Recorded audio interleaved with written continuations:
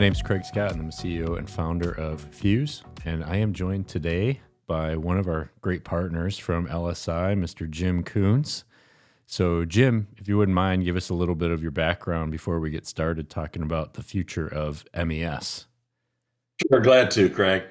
Um, I'm from Logical Systems. We have 200 plus engineers, 11 different offices, founded in 85, about a little over 80 million in yearly revenue. We do controls, we do MES, operational intelligence, cybersecurity, things like that.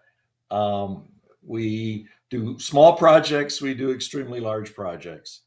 I've been with LSI for 11 years now. Before that, I spent over 35 years with a specialty chemical manufacturer, starting out in process control, moving into IT and MES systems, and then ending up CIO for 12 years. Oh, that's awesome, Jim. Thanks for giving us a little bit of background and a little bit more about logical systems. And we're really excited to have you guys here today so that we can talk a little bit more about the future of MES or MES, as you call it, lovingly for short. So I want to get us started and talk a little bit about, how do we define MES, right? I think you and I, we see a lot of things out there on social media. There's a lot of misleading information. There's also a lot of differing opinions on what MES is, what MES is not. And I don't think we're here today to clear all of that up. I think what we're trying to do is just kind of set and frame the rest of our conversation, right? So from your perspective, from an LSI perspective, can you tell me a little bit about if a client were to contact you guys and say, hey, we're interested in an MES project, what would that mean to you? Well, it would start a discussion trying to understand what MES means to the customer. What specific functions are they looking to fill? Where are their opportunities or gaps within their organization? And so trying to understand exactly what they think a MES system is, because as you said, it has uh, wide ranging definitions based on who is doing it. At its core, I always think of it as the application that resides between the process control layer and that business ERP layer. It's there to provide the most current, accurate information to manufacturing, be it work orders, bill of materials, specifications, work instructions, things like that. It key functions of a typical MES are things like scheduling, production execution and monitoring, quality, data collection, traceability, and of course, interface with other applications, be it ERP or APS, PLM, whatever might be. So there's a lot of different definitions, but those are the general ones. And drilling down with a customer as to exactly what he's looking for is really the first step in understanding what a MES project could be for that customer. Yeah, for sure. I mean, that's really a challenge, right? And, talking with a lot of customers that are doing their own research, right? They're out there on, Google and all these different tools and trying to learn and understand what all of this means. And depending on their approach, right? Some people coming from an IT perspective and some from an OT, differing opinions. The size of the company makes a difference as far as what their expectations are, just, kind of the products that are being marketed to them, right? So I think you hit on it, really the four pillars, work order management, shop floor execution, right? Quality and data control, right? Any MES should be able to do those things, calculate OEE. And then, we get into all these projects, with you guys too, where we start talking about things like, preventive maintenance, right? CMMS. There's all these different tentacles oftentimes where we have to think about that from an MES perspective. And I think you talked about sitting in between shop floor control, so the level 2 and the level 4 systems. Some people listening to this may not know what we're talking about when we say level 2, level 4. So we're really talking about that ISA 95 specification, right? You've got your level 0, right? The physical process. Level 1 is our sensors. Level 2 are probably our SCADA application that's kind of managing and providing that supervisory controls. We sit right in level 3 when we're deploying MES, right? And then level 4, your ERP system. And obviously we're agnostic, so we deal with a lot of different ERP systems and a lot of different level 2 systems as well, right? I mean, that's one of the benefits of what we're here to talk about today is the future of MES as being something that's open source and agnostic, right? And not rigid and forcing people down a particular path. So I think hopefully that helps folks listening here have a little bit better picture of how we think about MES, the 4 core pillars and where we sit fundamentally in that architecture. And if you're not familiar with ISA 95, I highly recommend that you get familiar with that before you start going out and evaluating software, right? Because there's a lot of confusion out there about what it is, what it isn't, and just generally how it should be architected. And of course, Jim and his team be more than happy to help you through that journey, as would we. So on the next point that I wanted to cover, so we kind of talked about a little, what's our definition of MES. Now we want to get into a little bit of what's the current state look like out there. And you guys, like you said, you've got, employees all over the globe. You work with all sorts of companies from small to extremely large, right? And so you see a lot of different things happening. And so just if you had to generalize, what's the current state look like? What are some of the legacy solutions? What are some of the challenges with where we're at today? Hey, Craig, I kind of break it down into 3 different areas. It is where a customer has an ERP system and they may have siloed applications fulfilling individual business functions. And so what they're trying to do is they don't have a true MES system, but they're trying to integrate these individual siloed vendor applications to deliver some of that functionality that exists in a MES. Oftentimes they're afraid of that big project and don't want to get into it, and they just need this need. So they put a siloed application in and try to connect it. And then, well, now we got this need, and they do another one.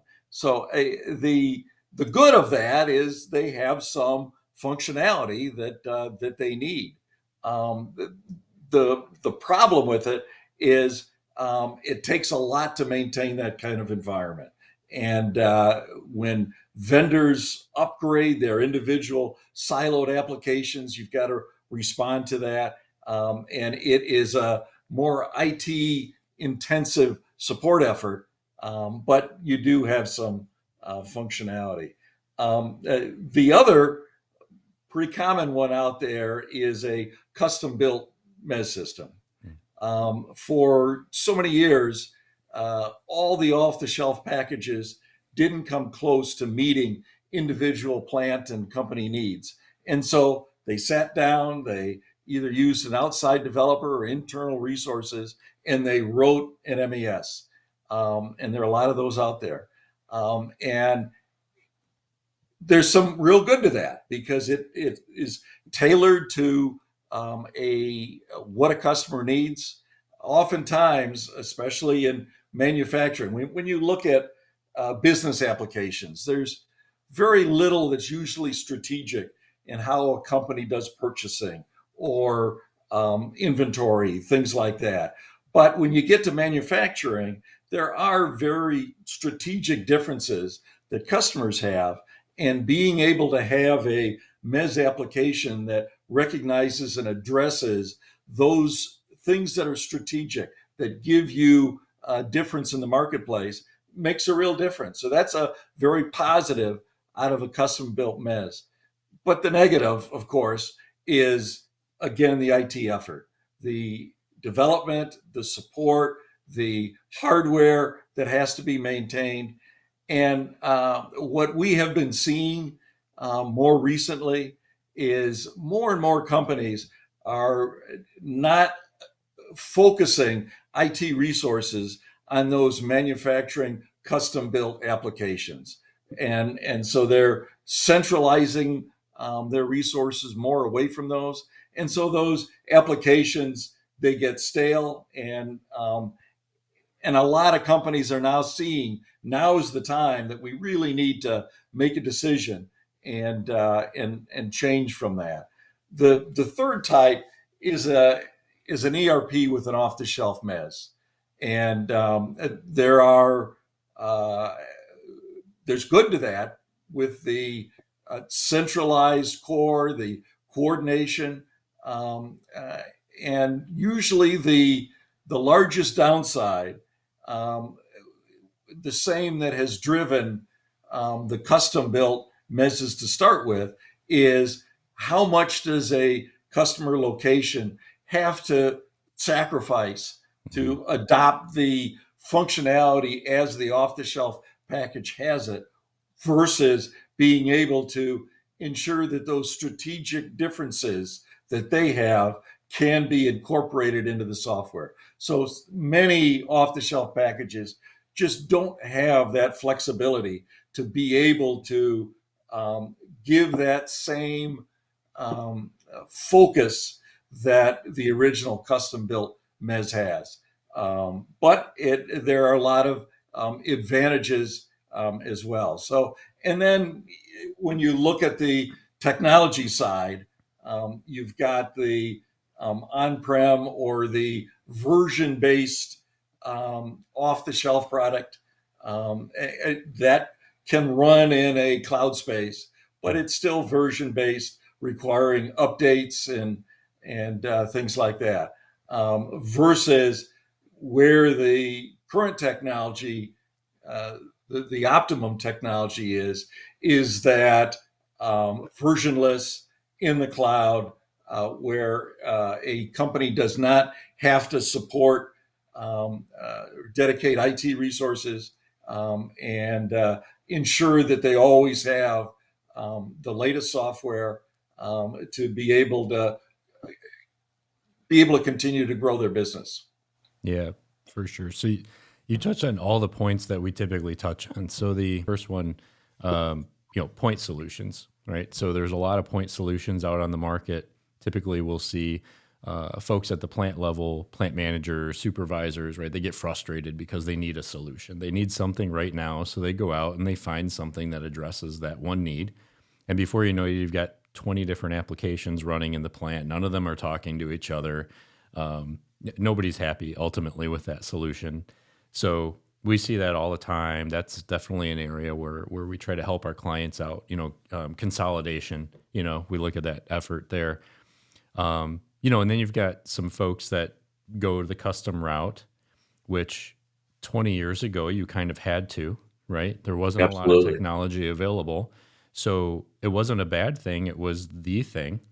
And now we're seeing that, especially with COVID we went through a few years ago. Now there's a workforce challenge, right? So we have all of those developers that wrote these programs. They want to go on and do other things with their lives now, right? They don't want to be on call 24/7 to maintain these legacy applications. So they're looking now at commercialized applications.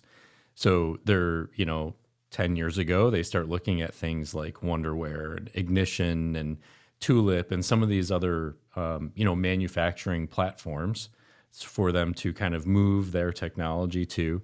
But then you brought up the other good point. Like now these are on premise, these are version software. So now you're, less custom, but still custom. And now you have the whole upgrade challenge, right? So it seems like the problems are just kind of being shifted, you know, uh, to a different place, right? On one hand, it's OT's problem, and then we move it into a commercialized software that's versioned, it's on prem. Now it becomes IT's problem because we have to host it somewhere. We have to have servers and infrastructure. We have to do upgrades and maintenance and license fees and all of that. And Yeah, see, like the utopian vision, I think in the future, like you said, is something that's cloud native, multi tenant, right? Economies of scale are huge here because cloud computing is only becoming more and more popular. Everything is going, even your office applications, right? Everything is cloud based now. Every software vendor is going subscription. So we want to get all of our business applications moving in that direction as well so that we don't have to deal with upgrades, updates, retraining people, recertifying, revalidating software. All of these things are extremely expensive and time consuming. Fuse is the only manufacturing platform that was built in the cloud first. There's a few softwares out there that are multi-tenant. You talked about a few of them, right? But they all started on-prem. And so now they're hosted in the cloud, right? But you still have the same challenges. There's Absolutely. performance related issues. You don't get the economy of scale, right? When you're basically single tenant just running in the cloud. So we've heard companies say, "Oh, we'll take our Ignition and we'll host it in Azure." Sure, you can do that. Now you've just added complexity and risk to your business, but sure, now it's cloud based, right? Um, and then you touched on the ERP systems, which is a very interesting topic. I think especially for us because we actually came from the world of ERP deployment, right? Before we developed the Fuse platform, so we're very familiar with that concept. And I think what's interesting about that is an ERP selection process is typically driven from the top floor, right? It's typically a CFO driven initiative. Their primary focus is on financials, right? And front office operations, supply chain, and whatnot. And the manufacturing elements, typically are an afterthought, right? So the COO and the plant managers have very little voice in those processes because it's an ERP, right? And then you end up having to sacrifice things on the shop floor in order to satisfy what the ERP requirements are. And this is exactly the situation that we found ourselves in years ago when we were deploying Plex, right? There was a lot of shortcomings in that on the shop floor because we had to tailor product structures and bill of materials, for example, right? You only get one version. So it has to work for costing and it has to work for planning, but guess what? It doesn't really work for manufacturing. That differentiation between, planning bomb and an M bomb, for example, right? It just doesn't exist when everything's all in one database. So we ran into all of those kind of challenges. So we really feel like the future of MES is a manufacturing platform that is separate and independent from your ERP or financial system, which gives the company a lot of flexibility. You can use any ERP or financial system you want, whatever works best for you. And that's where you do your CRM, that's where you do all of that, high level planning, and your manufacturing platform being independent gives your operations folks the ability to implement those strategic opportunities, right? What differentiates them in the marketplace is oftentimes, as you said, how they manage their manufacturing operations. So I think a lot of companies that have gone after some of those, all-in-one solutions have really had to take 10 steps back. They have to change the way they operate to fit the software. And so we're trying to change that methodology here, as we go forward. So I think, from our perspective, those are really important points. So, Jim, I guess I would ask you, as one of our great partners, if somebody were interested in learning more about this, what are some of the steps, right? What would you obviously call Jim, right? But aside from that, what are some of the obvious hurdles that you see people going through that could maybe help them, come to your doorstep with more information and data to help you better consult them on what the appropriate plan should be for their business? Well, Craig, as I said earlier, trying to understand what is the driving issue that you're reaching out for. Some customers will have one driving issue. Maybe it's traceability. Maybe it's being able to better interface with an ERP when it comes to inventory, things like that. Um, but sitting down, and what's really important is getting all the cross-functional areas in the room at the same time. Mm, Having mhm, a MES project like this, driven from the IT side, driven from a singular function, even in operations, you're missing a lot of opportunities. Um, yeah, Having everybody around the table and being understand what is needed in each area um, can really start to frame that project of what it can look like. Doing that upfront consulting to frame the project is really important. Then you can start working in and trying to knock down the idea that you've got to do this huge project. Nobody does a partial ERP. They don't just do one particular area. They have to embrace all functions because everything from general ledger to accounts payable to accounts receivable to mhm, work order management, that all has to work together. yep, Well, in a MES situation, we can start with individual areas, and that's one of the strengths of Fuse is to start in one area and then grow from there. But trying to understand cross-functionally what are the real issues, and then where are they from a technology standpoint. Um, you know, uh, from my standpoint, 10 years ago or so, there was a lot of reticence about the cloud, especially in manufacturing. mhm, It was like, well, this is our key information, proprietary, everything else. What about connectivity? What about bandwidth? What about, and just a lot of concerns. And those have been alleviated, as you talked about, with all the applications that are moving there. But from a manufacturing standpoint, there is still a real concern, especially when you have a on-premise gateway that has to exist at the plant level to be able to connect to those process control, those level two resources. mhm, And so you still have that connection um, and ensuring that there's no data loss.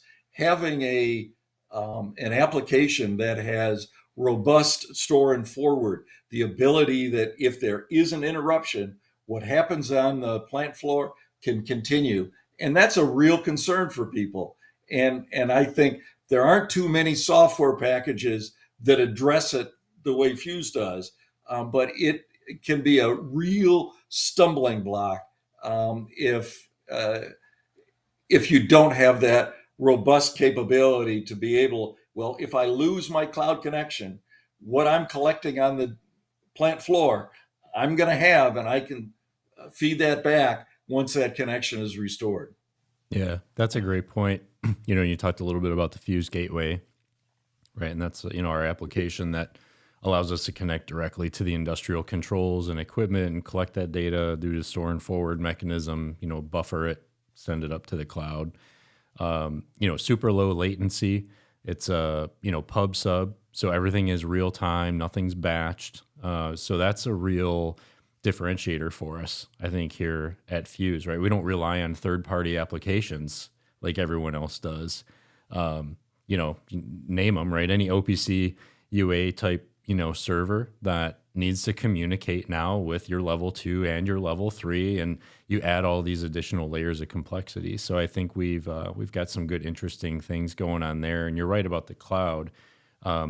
People, I don't think anymore, think twice about it from an ERP standpoint, Oh, right? And so if we were to put on a whiteboard all of the business functions that occur within the four walls of a manufacturer, right? There's probably about 12 to 15, if depending on how you break them down, from finance, general ledger, costing, procurement. You get on the manufacturing side. Typically, what we look at as ERP is handling somewhere between 4 and 5 of those 12, and all the rest are happening in MES. So it's kind of interesting the amount of effort that's put into the ERP projects versus a MES project when 80% of your business is dependent on this MES software, right? It's kind of, uh, I don't know. It's just, it seems very disjointed a bit, right? And I think some manufacturers are starting to shift a little bit as they're talking more about digital transformation and Industry 4.0. These things are becoming more and more relevant to them. So I think we are starting to see a little bit of a shift. I don't know if you guys are, but certainly the level of importance we see being placed on that manufacturing system versus the ERP, right? We can live with what we've got. A purchase order is a purchase order, but we got to get That's product right. out the door. Well, and that's exactly right. I mean, the ERP systems, those type of business financial systems, have been around for a really long time, and that's not as true when it comes to manufacturing systems. And but people seeing the need for that accurate, current information in manufacturing, and vice versa, being Mhm. able to have that accurate consumption and costing information and status go back up to the ERP system or other systems is extremely important. And people are um, recognizing that um, that's a critical part of their growth as a company, is being able to address this huge space in the middle. So many companies have got along for a long time. A lot of them still are spreadsheet driven and trying to, handle that in a more manual way. And as you say, resources are changing. You can't afford to have critical manufacturing resources doing that kind of work versus optimizing the process. And so I that's very much driving some of these projects. And there's a real vision that upper management is creating, seeing that this is where we really need to go. Now, what's the best way to do it? Yeah. And going back to the technology infrastructure is really important.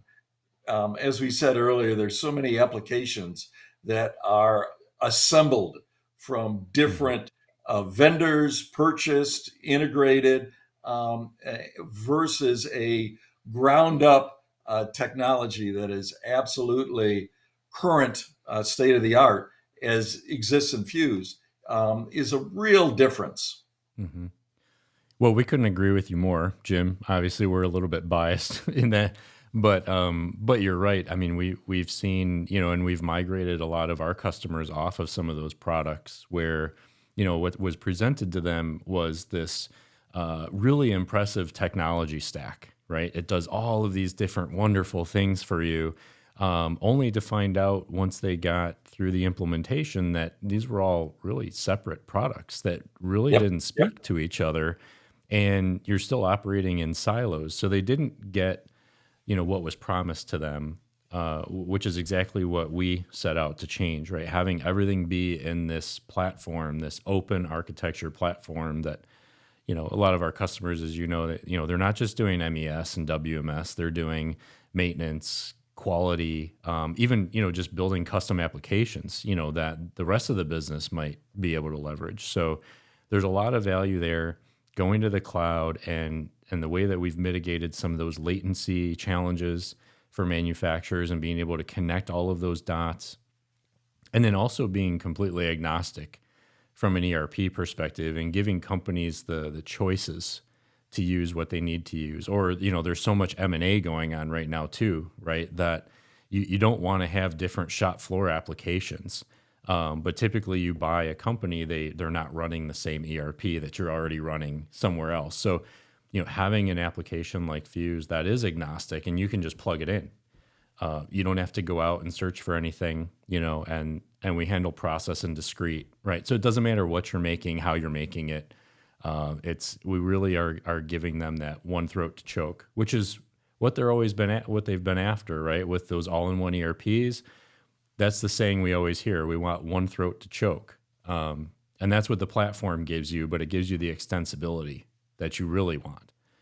So I really appreciate a lot of the comments, Jim. I don't know if you have anything else you want to add, but I think we're about at the end here. I think my only thought is when you go out and you look for a MES application, truly understand the functions you're trying to address, what's your vision of where you want to be and need to be, and then look under the covers. Look at the technology set, look at how it's deployed, look at what type of support it's going to take, and what, as you say, extensibility and flexibility does it have to really be able to mirror your business, not only the way you understand it today, but the way your business is going to change in the upcoming years. Yeah, absolutely. Well, I encourage anybody listening to go to LSI's website and just see all of the things that they do and can help you with. And certainly, reach out to Jim. Thank you so much for your time today.